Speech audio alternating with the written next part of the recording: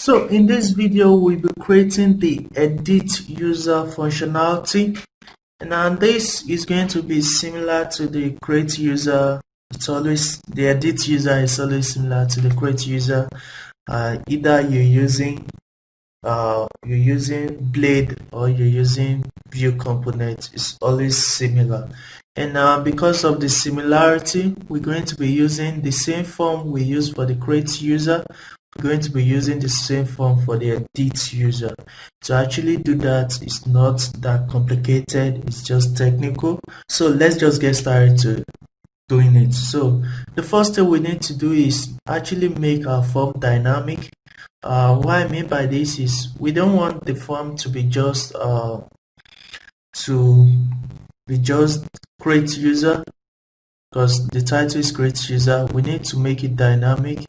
We need to have create user, edit user, and what is going to show depends on the button the user clicks. If the user click edit user, we want to show the title to be edit user, and we want to show the button to be update.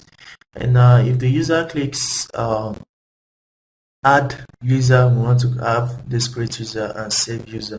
So hopefully this makes sense to you. And for the edit user, we definitely, when the user click update, we want to have a different method that actually send the information to our backend, and that is going to update our user. So hopefully this explanation makes sense to you. If it doesn't, when we start doing the coding, you guys are going to understand this perfectly. So I'm going to make this as simple as it can be, because I got a comment from one of my users saying the tutorial have gone from simple to difficult. It's not difficult, it's just become more technical than the Laravel blade template, and this Vue.js more technical. So let's get started. Enough of talking, so let's just write some code. So in our user.vue.js file, the first thing we need to do is actually have a mode which we can use to toggle between the create user and the edit user. So hopefully this makes sense. Let's just call this mode, and this mode will be first. To be more specific, let's just say edit mode. This should be a small letter. The edit mode should be first. That means by default the create mode user will be true. So hopefully that makes sense to you. If it doesn't, it should make sense to you. And now we need to change one thing in our code. Right here where we say create a new user, we actually need to do this from our JS file. We don't need to do this from the normal HTML code. We need to do this from the JavaScript. So to do that, let's just take this away, and let's just say at click. So we add a click event to it and say add. So what this is just going to do is add let's just say create mode. That will be create mode, and what this is just going to do is just going to show the model. So the ID of the model is create user. Don't forget that. And in our model, let's just create the method. So let's just say create mode. Let's just say $sign hashtag create user dot model.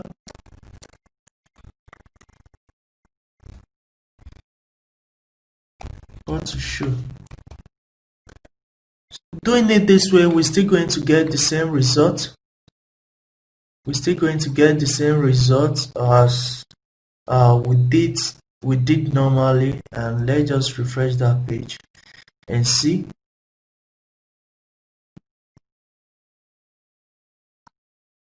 So we still have the same results, just different coding.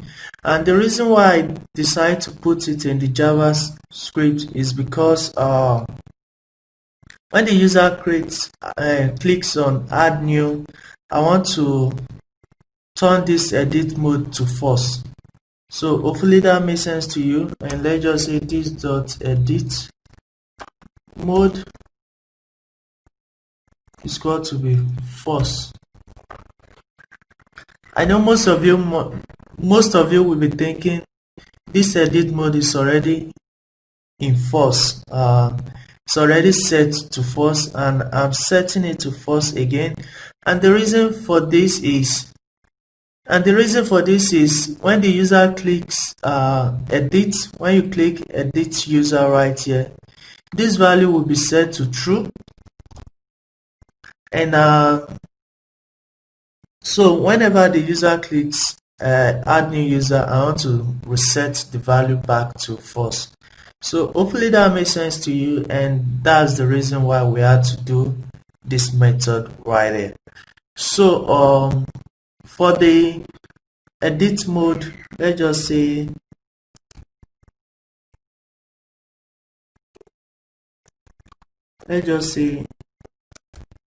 edit user, and this will take the user.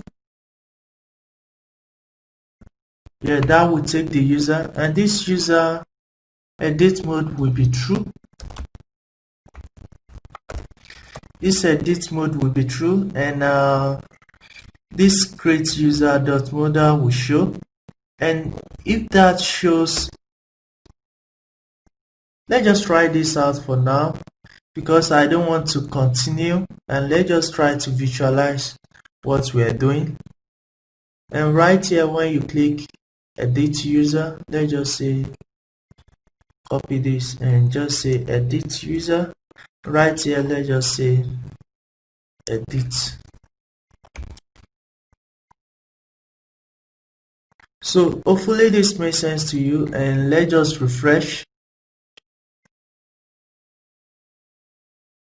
So click edit, we have that model popping up, but we don't want to use this form. We want to have a different form, not a different form really, but we want to fill this form automatically based on the user that has been selected, and we want to change all this to update and edit. So let's just do that right now.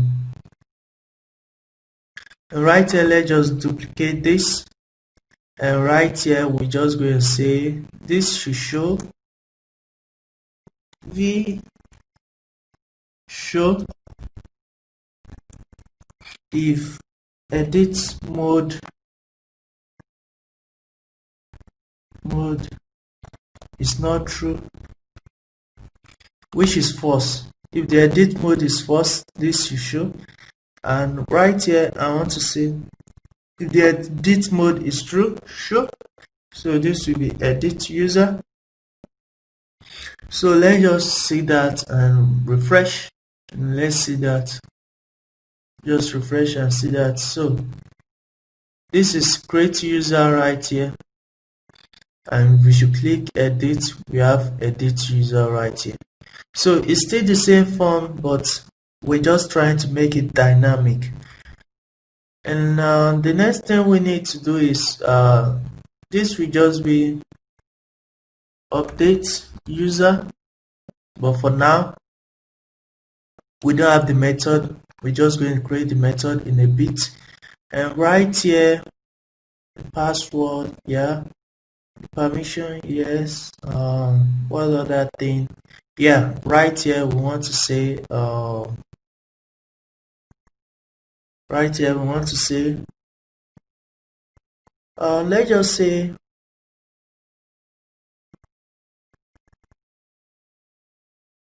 load, and want to say v show.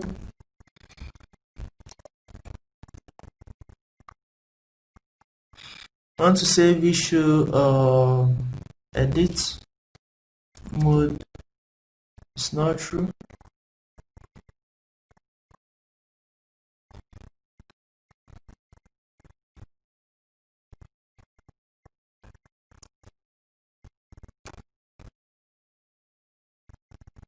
and I want this to be different, so this will be success, and let's just say update.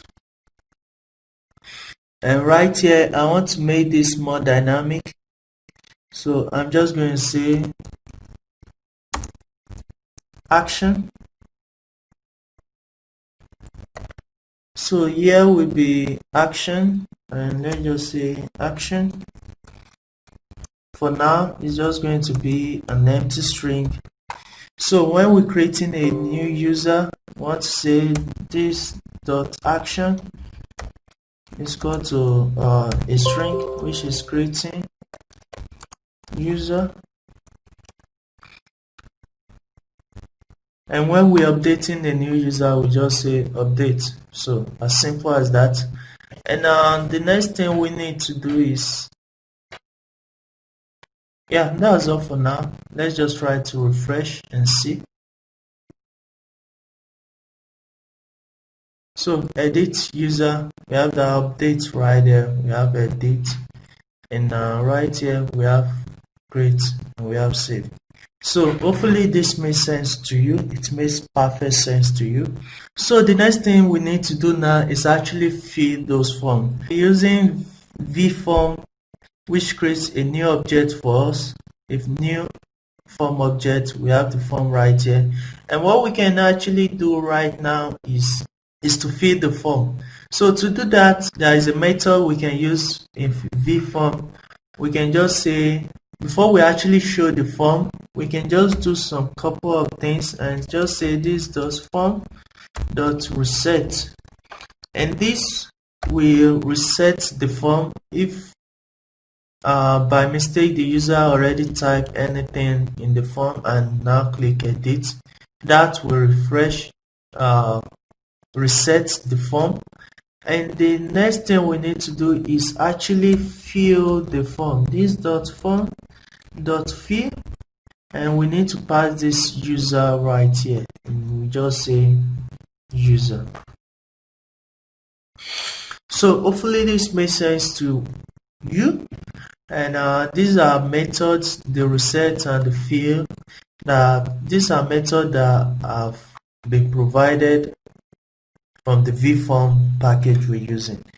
So let's just check that out. If we click edit, we have the user name, the email, the phone number. Well, we don't have the roles, and we don't have the we're going to leave the password blank because we don't want to show the password.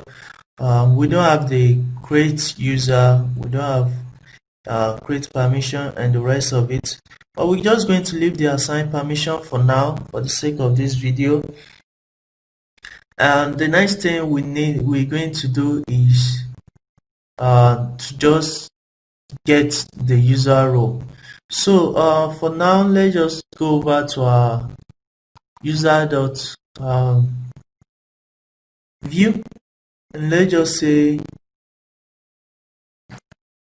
this dot form dot row equal to user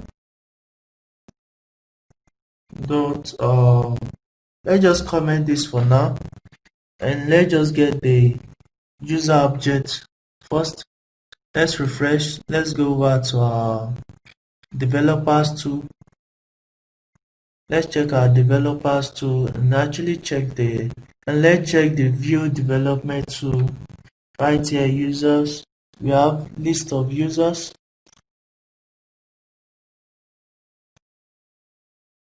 List of users right here, and we have the rows one, which is an array. So what we can do is, we have an array right here. So what we can do, since we're assigning just a row to a user, that means a user can have more than one row for this project, and that's the limitation for this project. But in your project, you can decide to add more than one row for a user. That means a user can be an admin and also an editor. But the way I love to do it is I love to have just a single role to a user. That means an admin. We also have the permission of an editor. So I don't need to actually create two roles for a user. So hopefully this makes sense to you. That's just my own way of doing writing, of developing my project. You can totally do it the way you want. There is no rule, and there is no rule governing all this. It just depends on you and your level of creativity. So for this video, just a user and a role, and we can actually now come to right here. You can say roles, because we're getting just a single role. We can just say 0, and this we get the first index, and this we get the first index, and we can just say ID. So hopefully this makes sense to you, and hopefully we don't get an error from what we're doing, because I haven't run this code. I'm just trying it for the first time. If you check the project file that I sent to some of my subscribers, you can't find this in it. So I'm just doing this to show you guys how to be more detailed when you're developing. So let's refresh this. So we didn't get any error. So let's just try this, the edit. So we have that admin right here. So let's just try this. This is an editor. So we have an editor. This is an admin. We have an admin. So this worked perfectly. This worked the way we want it to work. And for the permissions, we can decide to get list of permissions for the user. We can decide to get permission. If I should go over to, I think, basic usage right here. So right here we can get list of permission for a user. User gets all permission. Yeah, so we can decide to get all permission for the user. So let's come over here, over to the user, and let's just say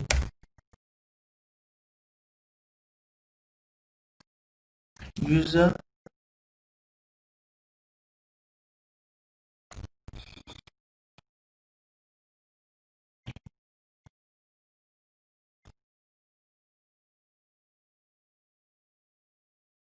So hopefully this makes sense to you, and let's just try and refresh this page right now, and let's just see that.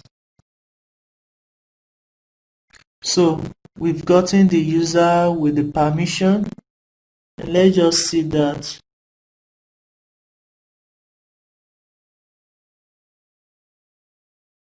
So we have the permission for this user, which is 1, and that's create permission. So if we should check the permission array we have right there, the permissions, which is the same thing. That means we can just pass the permission. We can just pass the permission to this variable. So let's do that too. I think we don't need to do anything about that. Let's just see. Let's just refresh, I think. So let's see this form right here. Let's see the form object, and see permissions, which is create permission. And let's just try to see this user. This user has 2 permissions.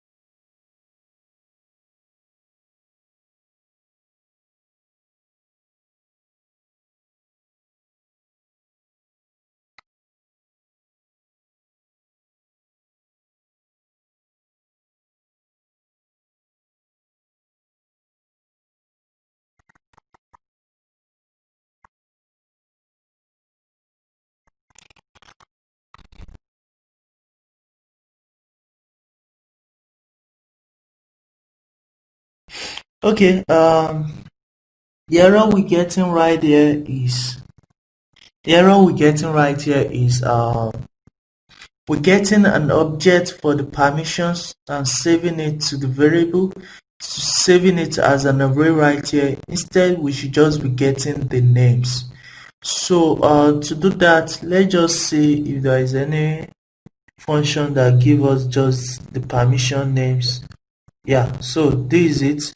So let's just get the permission names, not the permission objects. And right here, let's just say get permission names.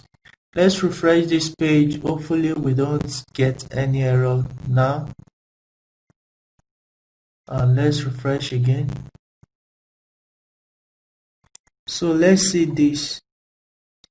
Still not working. Let's see the user. Let's see the form. Right here, yeah, right here we're still getting an object. Think, yeah, we're still getting an object. Let's check the network and see the response.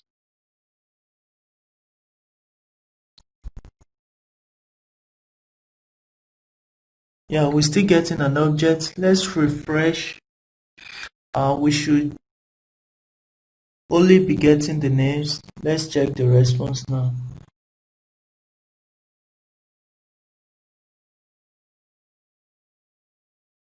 Still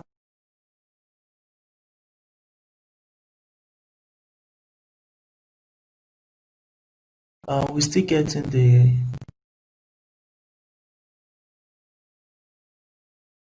let's just see this. So I'm just going to fix this issue and get back to you guys.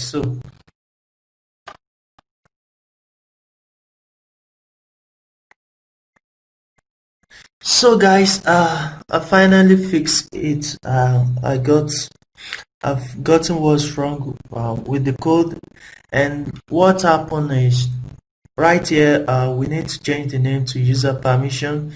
If we just keep using the permissions is just going to keep returning the permission object, not the permission name. So we need to change the name to user permissions.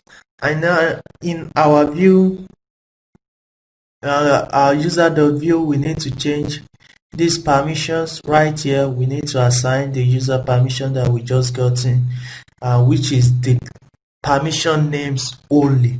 We need to put it right here. So if we should refresh right now,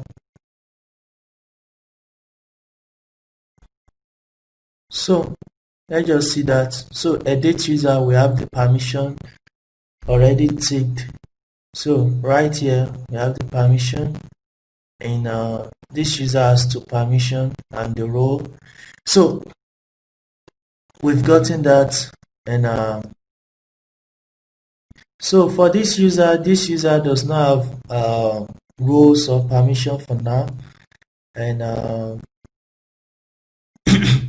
and we're going to assign the roles and permission. We can actually do it for right now because we're getting error when we click the edit, and that's because the reason why we're getting error is we don't have permission assigned. So in the next video we're going to assign a role to this user, and we're going to be doing this using Tinker.